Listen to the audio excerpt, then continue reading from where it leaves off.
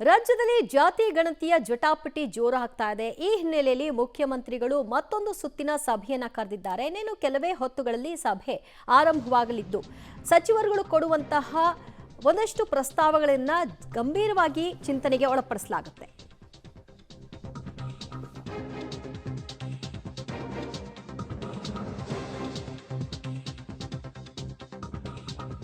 CM ನಿವಾಸದಲ್ಲಿ high voltage ಸಭೆ ಜಾತಿ ಗಣತಿ ವಿಚಾರಕ್ಕೆ ಸಂಬಂಧಪಟ್ಟ ಹಾಗೆ ನಡೀತಾ ಇದ್ದು ಸಿಎಂ ನಿವಾಸಕ್ಕೆ ಈಗಾಗಲೇ ಬಹುತೇಕ ಸಚಿವರುಗಳ ದಂಡು ಆವಿಸಿದೆ. ಜಾತಿ ಜನಗಣತಿ ಹೆಚ್ಚುವರಿ ಜಾತಿ ಸೇರ್ಪಡೆ ವಿಚಾರದಲ್ಲಿ ಭಾರೀ ಗೊಂದಲ ಇರುತ್ತದೆ. ಎಲ್ಲ ಗೊಂದಲಗಳಿಗೆ ಸಿಎಂ ಸಭೆಯಲ್ಲಿ ತೆರೆ ಎಳೆಯಬಹುದಾದ ಸಾಧ್ಯತೆಯನ್ನು ನಿರೀಕ್ಷೆ ಮಾಡಲಾಗ್ತಾ ಇದೆ. ಕಾಂಗ್ರೆಸ್ ಸರ್ಕಾರಕ್ಕೆ ಬಿಸಿ ತುಪ್ಪವಾಗಿದೆ ಜಾತಿ ಗಣತಿ ಮುಂದೂಡಿಕೆಯಾಗುತ್ತಾ ಇಲ್ವಾ ಅನ್ನುವಂತಹ ಪ್ರಶ್ನೆಗೆ ಈ ಒಂದು ಸಭೆಯ ನಂತರದಲ್ಲಿ ಉತ್ತರವನ್ನ ಪಡ್ಕೊಳ್ಬಹುದು. ಇನ್ನೇನು ಕೆಲವೇ ಹೊತ್ತುಗಳಲ್ಲಿ ಆರಂಭ ಆಗುತ್ತೆ. ಈ ಕಾರಣಕ್ಕಾಗಿ ಮುಖ್ಯಮಂತ್ರಿಗಳ ನಿವಾಸದಲ್ಲೇ ನಡೆಯುವಂತಹ ಈ ಸಭೆಗೆ ಎಲ್ಲರನ್ನೂ ಕೂಡ ಆಹ್ವಾನ ಕೊಟ್ಟಿದ್ರು. ಅದರಂತೆ ಎಲ್ಲ ಸಚಿವರು ಕೂಡ ಆಗಮಿಸ್ತಾ ಇದ್ದಾರೆ. ಕೆಲವೇ ಹೊತ್ತಲ್ಲಿ ಸಿಎಂ ಇದರ ಕುರಿತಾಗಿ ಗಂಭೀರವಾಗಿ ಚರ್ಚೆಗೆ ತೆಗೆದುಕೊಳ್ತಾರೆ. ಬಹುತೇಕರು 331 ಉಪಜಾತಿಗಳ ಸೇರ್ಪಡೆ ವಿಚಾರವಾಗಿ ಇರುವಂತಹ ಗೊಂದಲಗಳಿಗೆ ತೀವ್ರ ಆಕ್ಷೇಪವನ್ನು ವ್ಯಕ್ತಪಡಿಸಿದ್ದಾರೆ. ಈ ಹಿನ್ನೆಲೆಯಲ್ಲಿ ತಮ್ಮ ಅಭಿಪ್ರಾಯಗಳನ್ನ ನನ್ನ ಮುಂದೆ ತನ್ನಿ ಅಂತ ಮುಖ್ಯಮಂತ್ರಿಗಳು ನಿನ್ನೆ ಒಂದು ಸಭೆಯನ್ನ ನಡೆಸಲಿಕ್ಕೆ ಕೂಡ ಹೇಳಿದ್ರು. ಅದರಂತೆ ಸಚಿವರುಗಳು ವಿಶೇಷ ಸಭೆಯನ್ನು ನಡೆಸಿದ್ದು ಮುಖ್ಯಮಂತ್ರಿಗಳಿಗೆ ಆ ಸಂಬಂಧಿತವಾಗಿ ಒಂದು ವರದಿಯನ್ನು ಕೂಡ ಕೊಟ್ಟಿದ್ದಾರೆ. ಮತ್ತಷ್ಟು ಮಾಹಿತಿ ಪಡೆಯೋಣ ನಮ್ಮ ಪ್ರತಿನಿಧಿ ರವೀಶ್ರಿಂದ. ರವೀಶ್, ಜಾತಿ ಗಣತಿ ವಿಚಾರವಾಗಿ ಇವತ್ತು ಮುಖ್ಯಮಂತ್ರಿಗಳ ನಿವಾಸದಲ್ಲಿ ನಡೆಯುವಂತಹ ಸಭೆಗೆ ಯಾರೆಲ್ಲ ಆಗಮಿಸಿದ್ದಾರೆ, ಎಷ್ಟೊತ್ತಿಗೆ ಆರಂಭ ಆಗುತ್ತೆ, ಏನ್ ನಿರೀಕ್ಷೆ ಮಾಡಲಾಗ್ತಿದೆ?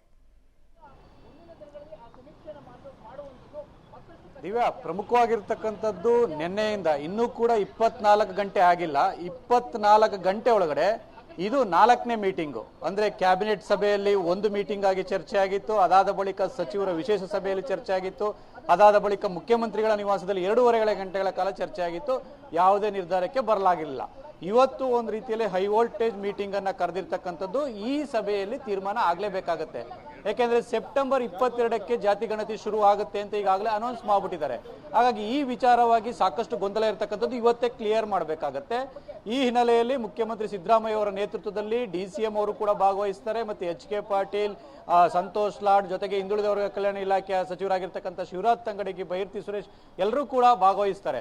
ಪ್ರಮುಖವಾಗಿ ನಿನ್ನೆ ಅಸಮಾಧಾನ ಅಂತ ಆಕ್ಷೇಪವನ್ನು ಎತ್ತಿದ್ದಂತಹ MB ಪಾಟೀಲ್ ಮತ್ತೆ ಈಶ್ವರ್ ಖಂಡ್ರೆ ಅವರು ಸಭೆಗೆ ಗೈರಾಗ್ತಾ ಇದ್ದಾರೆ. ಈಗಾಗಲೇ ಅವರು CM ಸಿದ್ದರಾಮಯ್ಯ ಅವರಿಗೂ ಕೂಡ ನಿನ್ನೆ ರಾತ್ರಿ ತಿಳಿಸಿ ತಮ್ಮ ಅಭಿಪ್ರಾಯಕ್ಕೆ ನಾವು ಬದ್ಧವಾಗಿದ್ದೇವೆ, ಹಾಗಾಗಿ ನಮ್ಮ ನಿಲುವಿನಲ್ಲಿ ಯಾವುದೇ ರೀತಿಯ ಬದಲಾವಣೆ ಇಲ್ಲ, ಅದು ಸರಿ ಹೋಗ್ಬೇಕು ಅಂತ ಕೂಡ ಸಚಿವರು ತಿಳಿಸಿರ್ತಕ್ಕಂಥದ್ದು. ಹಾಗಾಗಿ ಎಲ್ಲ ಒಂದ್ ಕಡೆ ಇದೆಲ್ಲವನ್ನೂ ಕೂಡ ಬಗೆಹರಿಸಿ CM ಸಿದ್ದರಾಮಯ್ಯ ಮುಂದೆ ಎರಡೇ ಆಯ್ಕೆ ಇರತಕ್ಕಂಥದ್ದು.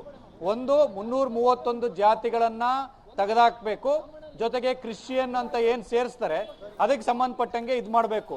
ಈಗಾಗಲೇ ಆ ಒಂದು ವಿಚಾರವಾಗಿ ಕೂಡ ಸಾಕಷ್ಟು ಚರ್ಚೆ ಆಗಿದೆ. ಅದನ್ನ ಕಟ್ ಮಾಡಿ ತಕ್ಷಣಕ್ಕೆ ಜಾತಿ ಗಣತಿಯನ್ನ ಮಾಡಬೇಕು, ಅದು ಒಂದು. ಇನ್ನೊಂದು ಕಡೆ ಈಗಾಗಲೇ ನಾವು ನೋಡ್ತಾ ಇರ್ಬೋದು, ಆ ಒಂದು ಮುಖ್ಯಮಂತ್ರಿಗಳ ನಿವಾಸಕ್ಕೆ HK ಪಾಟೀಲರು ಕೂಡ ಈಗಾಗಲೇ ಆಗಮಿಸಿದ್ದಾರೆ. ಜೊತೆಗೆ DK ಶಿವಕುಮಾರ್ ಅವರು ಕೂಡ ಬಂದ್ರು ಸಭೆಗೆ. ಹಾಗಾಗಿ ಇನ್ನೇನೋ ಇನ್ನೊಂದು 4-5 ನಿಮಿಷದಲ್ಲಿ ಸಭೆ ಕೂಡ ಆರಂಭ ಆಗುತ್ತೆ. ಪ್ರಮುಖವಾಗಿರ್ತಕ್ಕಂಥದ್ದು ಈ ಒಂದು ಜಾತಿ ಗಣತಿಯ ವಿಚಾರದಲ್ಲಿ ಆ ಜಾತಿಗಳ ಆಡ್ ಆನ್ ಮಾಡಿದ್ದಾರೆ, ಅದು ಒಂದು ರೀತಿಯಲ್ಲಿ ತೆಗಿಬೇಕು ಅನ್ನೋದೇ. ಆದ್ರೆ ತಕ್ಷಣಕ್ಕೆ ತೆಗಿಯಕ್ಕಾಗತ್ತಾ? ಯಾಕೆಂದ್ರೆ ಅದಕ್ಕೂ ಕೂಡ ಸಾಕಷ್ಟು ಟೆಕ್ನಿಕಲ್ ಸಮಸ್ಯೆಯು ಕೂಡ ಎದುರಾಗುತ್ತೆ, ಟೈಮ್ ಹಿಡಿಯುತ್ತೆ. ಹಾಗಾಗಿ ಅದನ್ನ ಕೂಡ ಅಲ್ಲಿ ತನಕ ಮುಂದೂಡ್ತೀವಿ ಅಂತ ಹೇಳ್ತಾರೋ, ಇಲ್ಲ 1-2 ತಿಂಗಳ ಕಾಲ ನಾವೆಲ್ಲವನ್ನು ಕೂಡ ಹೊಸ ಫಾರ್ಮೇಟ್ ಮಾಡಿ ಮುಂದೂಡ್ತೀವಿ ಅಂತ ಹೇಳ್ತಾರೋ ಕೂಡ ಕಾದ್ ನೋಡ್ಬೇಕಾಗತ್ತೆ. ಆ ಕಾರಣದಿಂದಾಗಿಯೇ ಇವತ್ತಿನ ಸಭೆ ಸಾಕಷ್ಟು ಮಹತ್ವದಿಂದ ಕೂಡಿರ್ತಕ್ಕಂಥದ್ದು. ಸುಮಾರು 12 ಗಂಟೆ ಅಷ್ಟೊತ್ತಿಗೆ ರಾಜ್ಯ ಸರ್ಕಾರದಿಂದ ಜಾತಿ ಗಣತಿ ವಿಚಾರವಾಗಿ ಕ್ಲಾರಿಟಿ ಸಿಗುವಂತಹ ಸಾಧ್ಯತೆ ಇರುತ್ತೆ. ದಿವ್ಯಾ. ಓಕೆ ರವೀಶ್.